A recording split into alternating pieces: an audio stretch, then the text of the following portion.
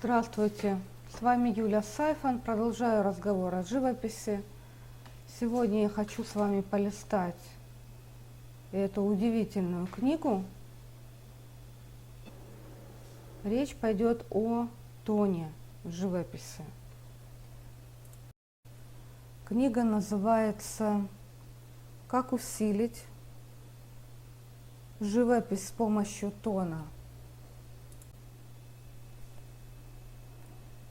Об авторе книги Кэрол Кетчен была профессиональным художником и писателем больше 25 лет. Выставлялась регулярно. Закончила университет Колорадо и различные студийные курсы в Лондоне, в Иерусалиме. Сегодня я буду мало говорить о вещах, которые чувствую и вижу, а больше переводить то, что написано в самой книге, потому что лучше сказать нельзя. Перевожу на русский первую главу из 8.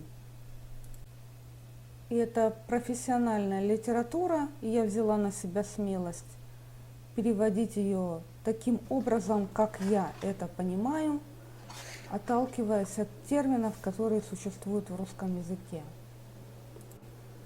Название других глав внизу в описании. Первая глава называется «Как видеть тон».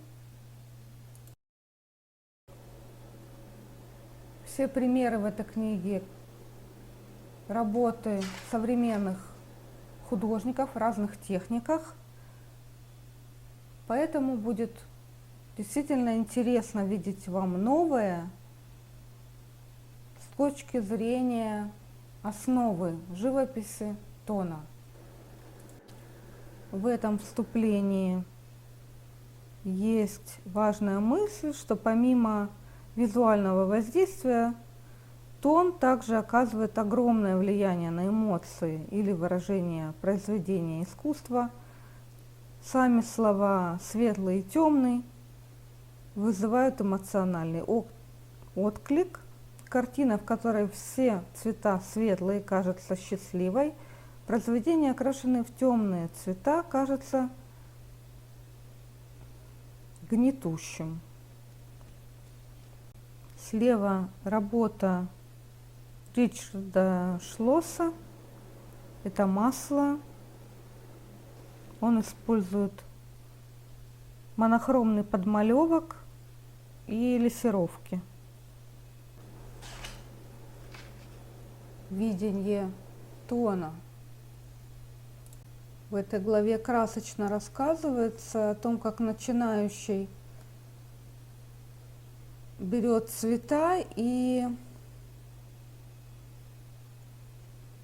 терпит неудачу тем, что ему кажется, что цвета недостаточно яркие. Но дело не в яркости, а в самом тоне цвета. Новичкам редко удается увидеть тональность, абстрактные формы цвета и тени в предмете или произведении искусства. Цвет мешает. Цвет наиболее очевидный компонент картины, но именно сочетание света и тени придает вашим картинам силу. Справа. Работа по стилистике Салли Стенд. Делает свои картины яркими, помещая предметы под яркий солнечный свет и тщательно устанавливая направление освещения. Растяжка по тону. Слева в этом развороте серая шкала, растяжка по тону. Самый простой способ посмотреть по тону — использовать такую шкалу можно создать любым материалом, карандашом, углем, тушью или краской. Такая шкала показывает диапазон светлых и темных тонов, доступных для любого материала. Если вы хотите узнать тональный диапазон картины или рисунка, поднесите такую шкалу к картине и сравните любую область со светлыми и темными участками на вашей шкале. В академическом подходе к живописи учащиеся должны рисовать только в черно-белом. В этой главе вы увидите картины, воспроизведенные как в цвете, так и в черно-белом варианте. Рисуя углем снова и снова, ученик вынужден игнорировать цвет и учиться видеть не только белое и черное, но и все промежуточные тона. В этой главе вы увидите картины, воспроизведенные как в цвете, так и в черно-белом варианте. Далее предлагается сначала посмотреть на цветопередачу и определить темные и светлые места, а также и средние тона.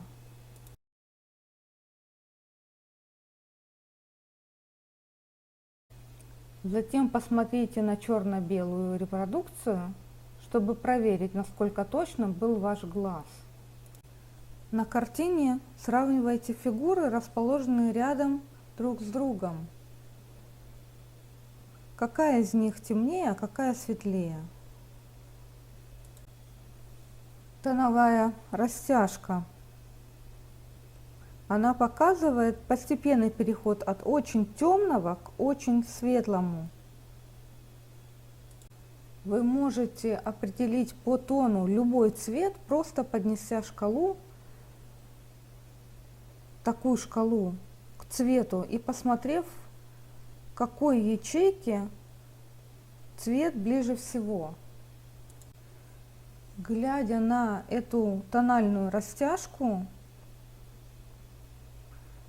обратите внимание, что нижняя часть каждого прямоугольника кажется темнее верхней. Прищурьтесь, чтобы это было более заметно. Это оптическая иллюзия, вызванная тональными отношениями.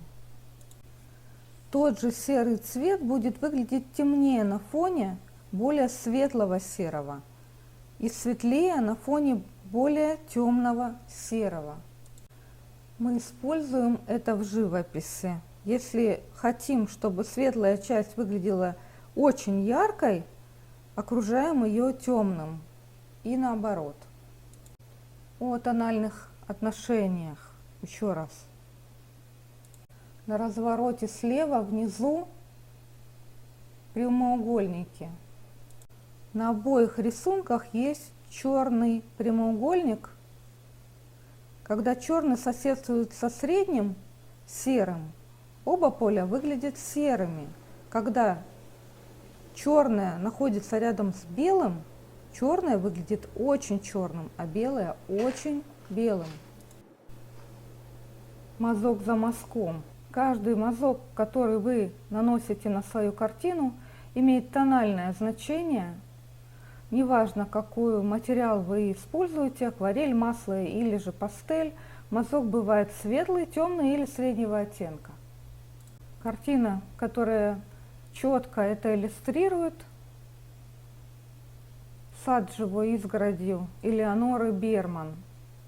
На черно-белой фотографии можно различить насыщенность каждого мазка. Но краска, сам материал, не единственный источник тональной насыщенности.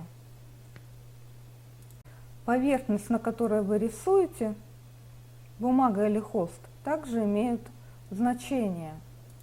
Особенно это знакомо акварелистам, так как они оставляют нетронутой бумагу для самых светлых частей работы. Художники, работающие маслом или акрилом, перед тем, как начать рисовать изображение, рисуют на холсте один цвет. А другие мастера, пастелисты, работают на цветной бумаге, поэтому они будут наносить цвет среднего значения, а не белого. Упорядочивая по тону работу, вы быстро обнаруживаете, что светлые тоны, темные существуют по отношению друг к другу. Рассмотрим пейзажи с правой стороны разворота. По картинах справа работа Сьюзан Шаттер и работа Роберта Франка. Справа вверху. Шаттер использовала здесь диапазон оттенков от очень светлого до очень темного. Результатом является картина потрясающего драматизма и движения. Это более очевидно на черно-белой фотографии, где взгляд не отвлекается на насыщенный цвет. Теперь о картине внизу Роберта Франка. Здесь есть несколько светлых и темных тонов, но большая часть картины выполнена в различных средних оттенках. Выбор своего пути. Не существует правильного способа использования или организации тона. Даже при работе с похожими предметами возможности безграничны. Для примера здесь показаны два портрета. Верхние, средние тональности, есть самые светлые и самые темные. И вся работа построена на средних по тональности цветах. Это работа кисти Кинслера. И нижний портрет кисти Дайхлер наиболее контрастный. Есть сильно темные, есть очень светлые, и вся работа построена на темных по тональности работах с крепкими ударами света. Предлагается сделать упражнение, расположить белые предметы на плоской белой поверхности. Это могут быть яйца и чашки на белой столешнице или любой другой предмет по вашему выбору. Но предмет должен быть полностью белым. Теперь осветите постановку лампой, чтобы вы могли видеть четкие блики и тени. Напишите натюрморт, чем вам удобно. Если это краска, как гризалью, берете один цвет. Если это уголь или мел, этим тоже можно рисовать. Нужно разобраться, куда падают светлые участки и где располагаются тени. Ища светлые участки и тени, вы начнете видеть тональную нагрузку. Любой предмет можно рассматривать как с широким, так и с узким диапазоном тона. О картине слева. Мехафи рисует в пантелистическом стиле, выстраивая формы цветными точками. В области неба цвета варьируются от пурпурного до зеленого. Однако, поскольку все цвета в этом диапазоне имеют одинаковое тональное значение, точки сливаются и выглядит как одна сплошная фигура. Картина слева называется «Полуночный садовник», Барбара Кастлер. Картина справа называется «Корзины с Мораном», Уильям Райт. Эти два натюрморта показывают, что эффектную композицию можно создать, используя преимущественно темные массы и немного светлых, или преимущественно светлые массы с небольшим количеством темных масс. В обоих случаях такой контраст добавляет произведению визуального драматизма. Однако настроение совсем разное. Работа слева несет посыл настораживающего, работа справа производит впечатление успокаивающее. Темный, средний и светлый. Упражнение. Выберите любую картину, натюрморт, пейзаж или фигуру. Определите самые темные, средние и светлые области. Изучайте картину до тех пор, пока не почувствуете, что можете смело различить 3 тональности. Теперь возьмите лист белой бумаги и черным или темно-темно-серым нарисуйте только темные области объекта. Не делайте различия между областями, которые выглядят черными и очень темными. Делайте их все одинакового черного цвета. Если вам сложно увидеть темные области, смотря на картину, прищурьтесь. Затем возьмите лист кальки того же размера, что и первый рисунок, и нарисуйте только средние тона, пятна средних тонов. Используйте один серый тон, чтобы нарисовать все серые. Не делайте различия между средними тонами. Теперь поместите второй рисунок поверх первого. Цвета остались нетронутыми. Таким образом, у вас появилась карта всех темных, средних и светлых тонов. О предварительных набросках. Салли Стенд начинает каждую картину с организации тонального наброска совсем маленького размера. В этих набросках она делит изображение на крупные фигуры темного, среднего и светлого тона, а также устанавливает направление света и теней. Если тональная нагрузка будет неправильная, цвет будет тусклым. Она начинает каждую картину с анализа тона. В набросках маленького размера она разбивает предмет на абстрактный шаблон из 3 или 4 тонов. В своей сцене она находит крупные фигуры и обводит их карандашом, как темные или же средне-серые области. Белые области остаются нетронутыми. Стенд смотрит на композицию почти как на 2 отдельные картины. Отдельно на темные массы и на светлые массы. Сначала она разбивает темную массу от самых темных до средних тонов, которые она считает структурой или скелетом композиции. Она начинает с манипулирования темными массами.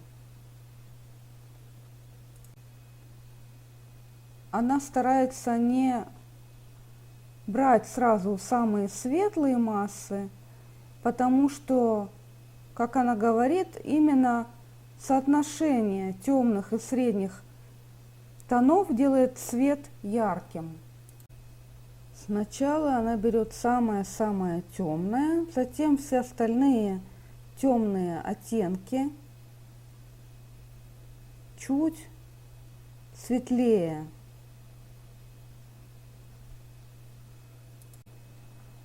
Таким образом, переходя от темного к среднему по тону. На первых этапах она старается не приближаться к самому светлому.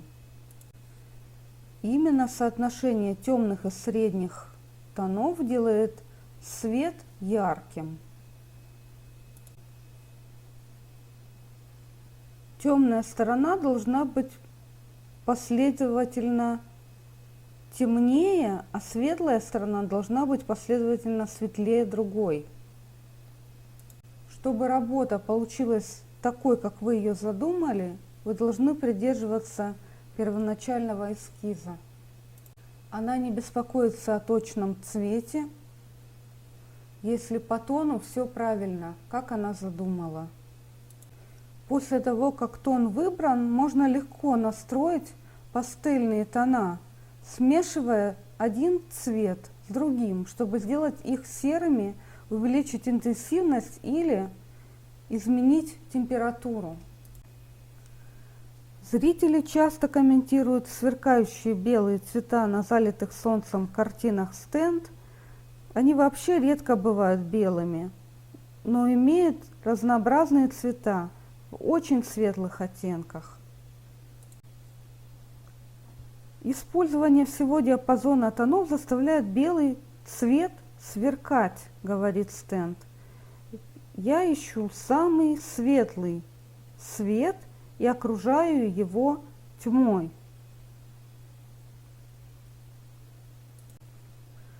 Долгое время я думала, что рисую людей, но теперь я понимаю, что я рисую светлые узоры. То, что мы сегодня обсуждаем, находится справа. Внизу это работа Салли Стенд, пастель, называется «Лучшее место». Теперь по шагам. Шаг первый. Работая углем на плотной акварельной бумаге, она свободно передает очертания своего объекта. Второй шаг. Она размывает подмалевок акварелью, чтобы установить цвет и цветовую температуру. Она обращается к небольшим наброскам карандашом для размещения темных и светлых участков. Шаг 3. С помощью пастели она раскрывает основной колорит и тональность. Она наносит пигмент быстрыми свободными штрихами, создавая сплошные участки, накладывая множество цветов одинакового оттенка. Четвертый шаг. В этой работе художница убеждает нас в ярком солнечном свете, контрастируя яркие блики и глубокие тени. Для своих белых пятен она сочетает множество очень светлых цветов. В этой картине очень мало деталей. Вместо этого она выглядит солидно, благодаря эффектному использованию тонов. Выходной. Салли Стенд пастель. Она часто делит картину на светлую и темную стороны, чтобы соотнести их с солнцем и тенью, с тенями и цветами. Здесь она упрощает фигуру почти как силуэт, объединяет ее с шезлонгом. Фигура с шезлонгом – это темная область, а фон – это светлая область. Справа в развороте люди в белом, Салли Стенд, пастель. Она предлагает начинающим художникам делать миллионы маленьких набросков, просто для того, чтобы улучшить свою способность видеть тон. Для этого произведения она провела небольшое исследование цвета, крайнее справа, чтобы разработать цветовую схему, которая бы точно отражала задумку композиции. В готовой картине она изменила синий фон на коричневый, но сохранила задумку по тону, чтобы убедиться, что она не ушла от первоначальной задумки. Все, что находится в этой книге, так или иначе есть в работе у каждого художника. Если вам интересно услышать продолжение, укажите мне любую из этих глав, и я засниму на эту тему видео. Не забудьте отблагодарить меня лайком, отзывом и подпиской.